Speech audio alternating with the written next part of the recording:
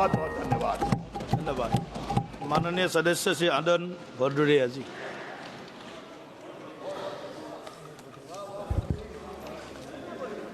मैं बोलता हूं तो इल्जाम है बगावत का, मैं चुप रहूं तो बड़ी बेबसी सी होती है। सभापति जी, आज 39 बरस बाद भारतीय जनता पार्टी सरकार के कुकर्मों के कारण हमें अपने शानदार लोकसभा अध्यक्ष आदरणीय श्री ओम बिरला जी के खिलाफ अविश्वास प्रस्ताव लाना पड़ा है। मैं आदरणीय संसदीय कार्य मंत्री जी को बड़े गौर से सुन रहा था कल। उन्होंने बड़ी चालाकी से विपक्ष पर दोष मढ़ दिया। बड़ी चालाकी से संसदीय कार्य मंत्री ने विपक्ष पर दोष मढ़ दिया कि हम देश की संवैधानिक संस्थाओं को कमजोर कर रहे हैं। सच तो यह है, आपने 2014 के बाद देश की सभी संवैधानिक संस्थाओं का राजनीतिकरण किया है, संघीकरण करने का काम किया है, बीजेपीकरण किया है।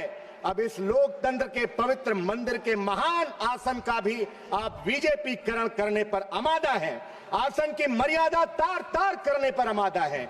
इसलिए हम विपक्ष के लोग इस आसन की गरिमा को बचाने के लिए अविश्वास प्रस्ताव लेकर के आए हैं। आसन हम सबको संरक्षण देता है, लेकिन बीजेपी सरकार आसन को कठपुतली बनाने की चेष्टा कर रहा है।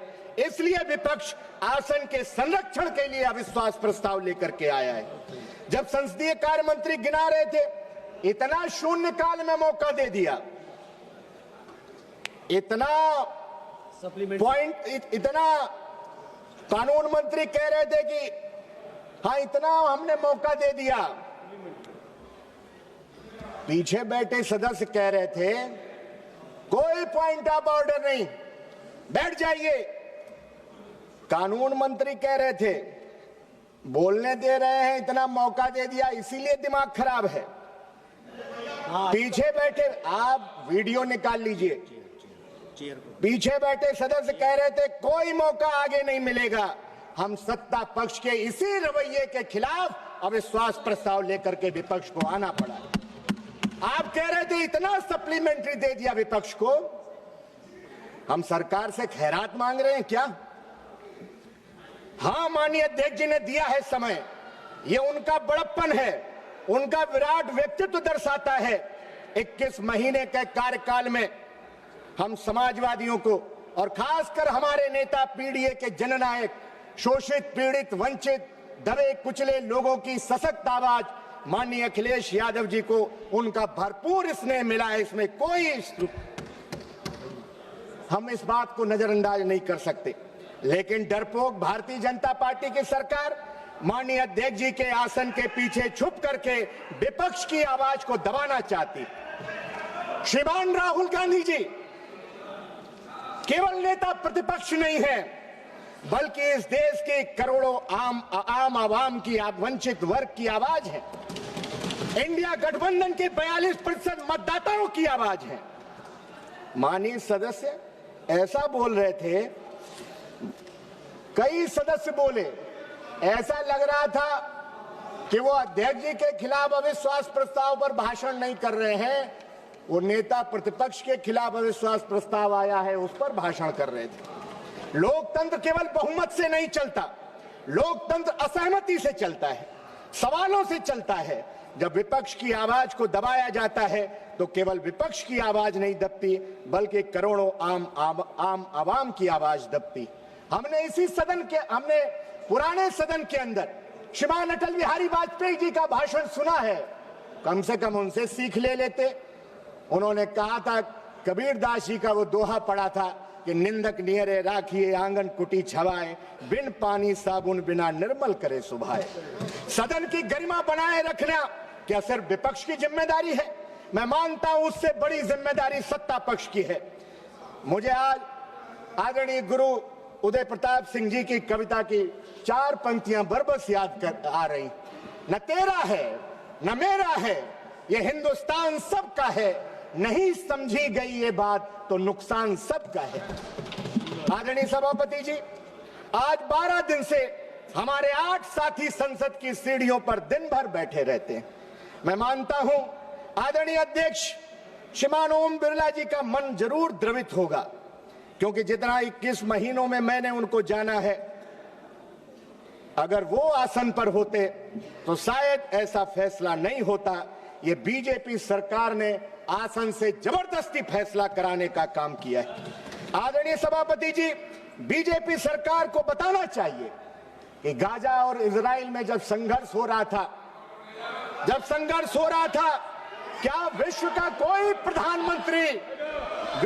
कोई प्रधानमंत्री ने इजराइल का दौरा किया है? कौन सा सम्मान आनंद जी, जिसका पहले हमने कभी नाम नहीं सुना? मैं पूरे भरोसे के साथ कह सकता हूं भदौरिया जी कि एक मिनट, जो भी निर्णय आसन से हुआ है उसको ये कोई अध्यक्ष जी का, जो यहाँ पर बैठते हैं अध्यक्ष जी का, और जो हम लोग शेयर पर्सन बैठते हैं, तो इसमें अध्यक्ष जी का भी भूमिका रहते हैं। तो आप आसन का मर्यादा को आप कम मत रखिए। आसन को आप सम्मान देने का आप दिशा रखिए। मर्यादा की बात कर रहे हैं। वही माननीय सभापति जी, अगर कुछ असंसदीय लगे तो आप आसन से बुलवा रहे हैं। शब्द बदल सकते ओम हैं। बिरला जी अच्छा है तो आसन भी अच्छा ही है। अरे दबाव इसलिए का है। भारतीय जनता पार्टी सरकार को बताना चाहिए कि गाजा इजराइल संघर्ष के बाद विश्व के कौन से प्रधानमंत्री ने इजराइल का दौरा किया। खतरा हमारी उन बहनों से माननीय प्रधानमंत्री जी को नहीं था, लेकिन मैं जानना चाहता हूं किसकी सलाह पर, किसने कहा जब युद्ध के मुहाने पर खड़े हुए देशों पर प्रधानमंत्री जी को यात्रा की, क्या उनकी जान जोखिम में डालने का काम किया कि हमारी बहनों से यहां उनकी जान जोखिम में थी? हम सलाम करते हैं ईरान के सर्वोच्च नेता अयतुल्ला खामनेई साहब को, जिन्होंने अपनी आपकी तरह अमेरिका के आगे घुटने नहीं टेके, बल्कि उन्होंने शहादत को गले लगाया और आपने अमेरिका के आगे घुटने टेकने का काम किया। आदरणीय सभापति जी, जिस दिन घटनाक्रम ये हुआ है जिसकी वजह से कांग्रेस पार्टी की अगुवाई में पूरे विपक्ष को अविश्वास प्रस्ताव लाना पड़ा, उस दिन आसन पर ज्यादातर समय सभापति ही विराजमान रहे। आप उस दिन की वीडियो फुटेज निकालिए। सत्ता पक्ष के एक माननीय सदस्य जो सदन के हाईजैकर हैं, सदन के माफिया हैं, खड़े हो ये सब गए, वर्ड जो है उसको हटा दीजिए। खड़े हो गए। सभापति जी ने उनका नाम भी नहीं पुकारा, माइक ऑन हो गया। आप निकालिए वीडियो फुटेज और लगे न जाने कौन कौन सी किताबें दिखाने और उनका संदर्भ देने। हम लोगों ने पीठ से आपत्ति की, तब जाकर उनका नाम पुकारा गया बीच में। माननीय अध्यक्ष जी माननीय अध्यक्ष जी पहले ही व्यवस्था दे चुके हैं। एक मिनट कि माइक का माननीय रविशंकर प्रसाद जी, क्या माफिया ने कहा, बोल लिया है? इसी के लिए माफिया सब लौटवाइए। हटा प्लीज कौन हाउस के हाईजैकर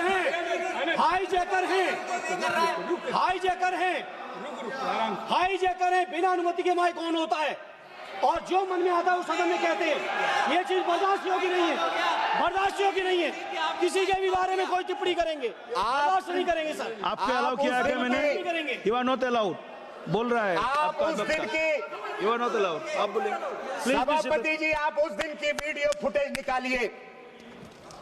भाषण आधा मिनट हो गया, 1 मिनट हो गया, हम लोग चिल्लाए कि सभापति जी आपने तो नाम ही नहीं माननीय सदस्य का पुकारा है। उसके बाद उन्होंने बीच में नाम लिया कि माननीय सदस्य का, और अध्यक्ष जी पहले व्यवस्था दे चुके हैं कि माइक का कंट्रोल उनके हाथ में नहीं है। हम इस व्यवस्था के खिलाफ अविश्वास प्रस्ताव लेकर के आए कि माननीय अध्यक्ष जी के हाथ में कंट्रोल दीजिए।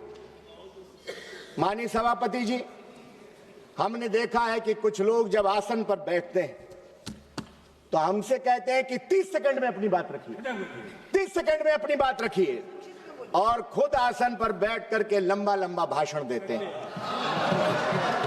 हम तो चाहते हैं कि आसन पर आदरणीय अयोध्या के से जीत करके आए पीडीए के हमारे बुलंद अलंबरदार आदरणीय अवधेश प्रसाद जी आसन पर बैठे, लेकिन भाजपाइयों के सीने में जब लाल टोपी देखते हैं तो उनके सीने पर सांप लौट जाता है।